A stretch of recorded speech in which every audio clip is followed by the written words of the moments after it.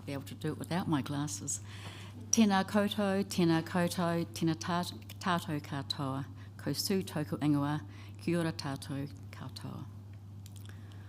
On the 20th of March, when Tony from Headway emailed me about sharing my lived experience, I thought, yes, I think I can do that. It's vital the message gets across to all levels of the medical profession and wider community so people can develop some understanding and compassion to those living with a traumatic brain injury. I also thought, well, I think I'm turning the corner with my concussed brain. I was in a reasonably good routine of 2 30-minute rests a day, and during those rests I'd reevaluate my activities for the next part of the day or the evening. However, that all changed 3 days later at 9:10 Saturday morning of the 23rd of March, when I had a phone call telling me my darling son James had died unexpectedly in his sleep. A fabulous 31-year-old, fully qualified, skillful master builder, so well loved and full of cheeky fun. With the whole week following the preparation for James's funeral, James being at home with us, and our huge community of whānau, friends and work colleagues all gathering. My 2 brain rests went out the window completely, and I pushed myself to the limit. Until Good Friday late afternoon, I was forced to lie down, body and head flat on the bed, eye sac in place, lower legs and feet raised and the blinds shut. Of course, however, I couldn't block out the sounds of lovely people in my life arriving and all of James's wonderful friends laughing and chatting, so heartwarming, yet at the same time heartbreaking. They were outside the lounge and out in a little sort of parking bay. It was just amazing. Come Easter Sunday, following a day of honouring James all week, despite me thinking, I'm doing really well and doing everything I know I shouldn't. But my concussed brain made its presence truly felt. Suddenly I seemed to become aware that the ever-present tinnitus in my right ear had ramped up and was starting really to go to town. My balance felt a bit shaky and I had a sense of falling when reaching down for something. Headaches, well, I really sometimes call it head pain. These became something I often wake with, and there was a steady presence of them building late afternoon into the evening, for which, if I can think about or even remember, I will take some medication. I was getting clumsy, and especially in the kitchen, and drop and bang things. I can stumble in my speech and forget the flow of what I'm saying. I've post-it notes all over the place reminding me of things. I'm irritable and really becoming more OCD about some things. Probably my darling husband would say about everything now. I really sometimes think I'm really difficult to live with at the moment. Some particular lights and sounds become very annoying and being unbearable. My sleep too is affected, which is another thing completely on its own. When the neural fatigue builds up and nausea sets in, my life is pretty miserable.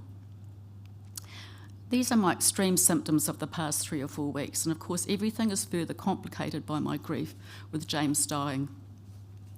My concussed brain is unable to process that in fact I need to listen to my body, absolutely stop and rest, get into the bedroom, close the door, windows and blinds, and lie down flat on the bed with my weighted eye pillow in place. The thing is, basically everyone in my world sort of knows of at times I have something called concussion to deal with. The reality is, because I look okay and I naturally smile and I love engaging with people and I'm positive and I look for the good, I'm pretty normal in what I do and I'm a good actor making it look like I'm really good, even great. When in fact inside my head the tinnitus is ramping up, I can have a headache developing, I'm tired and my processing skills are shot. But I keep pushing out the boundaries of my activities, that's everything I do, which of course involves my brain. Saying to myself, I'll just do this one more thing, then I'll stop and go home and rest. If I walked around with my head all bandaged up every day, maybe people would respond differently. And if I say I'm dealing with a concussion, or in my case, cumulative concussions, people think, oh, okay, well, you should be all right in a few days or a week or so, or definitely not at lingering for 1 to 2 years, or in my case, since 2016. I am a woman of faith, a wife, mum, grandma, sister, auntie, friend, musician, teacher, team player, walker, biker, cook, gardener, knitter, reader, moviegoer, Sudoku doer, and tui lover. I'm a high performer, some may say a perfectionist, and I like to cram as much as possible into my day and evening.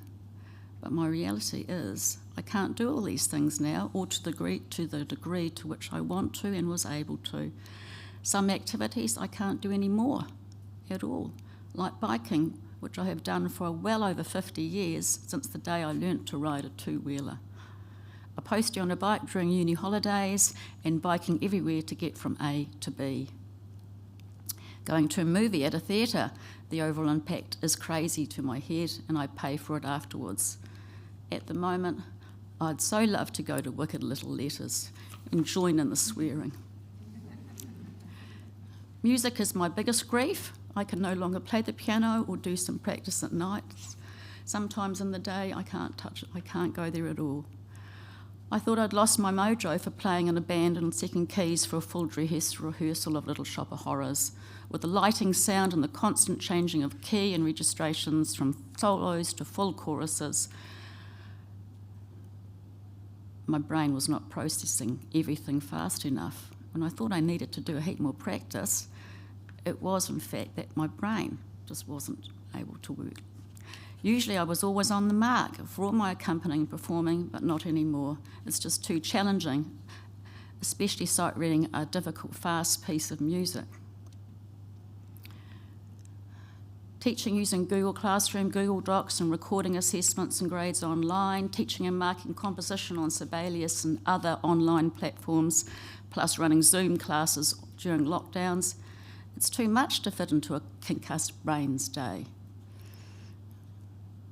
And this thing too doesn't help. On a side note, I'd like to thank Timothy Giles for introducing me to his phrase, the concussed brain, on an RNZ interview with Jessie Mulligan in January 2022, by which time I just experienced my 5th concussion. I strongly identified with Timothy, and for the first time ever, I heard somebody who was experiencing life like me. This led me on to listening to Timothy's podcast, How to Be Concussed, and also thankfully to hearing of Headway and the team here today, for whom I am so grateful for their support, care, and friendship. To live my best life now, I need to rest my brain and limit my activities and be very deliberate and disciplined in doing so. I need to watch every step I take, grip fiercely onto handrails going up and down stairs, and watching I don't knock or bang my head on any surface or just getting in and out of the car. At times this is so frustrating, so annoying, and so very upsetting. At times it's also very lonely because everybody around me doesn't seem to get it. I begin to self-doubt myself, think I'm going mad, and wonder if actually people believe me and just think I'm exaggerating. I would like to say to everyone in this room and beyond, we're often not kind to ourselves. We are not good at self-care, and we are not good prioritising ourselves. Whether it's a traumatic brain injury or any injury, we keep pushing and pushing ourselves to perform. However, the reality is, the body keeps the score, and sooner or later we'll get the memo to stop and to do what our body is telling us to do. Kia ora koutou, kia ora tātou katoa.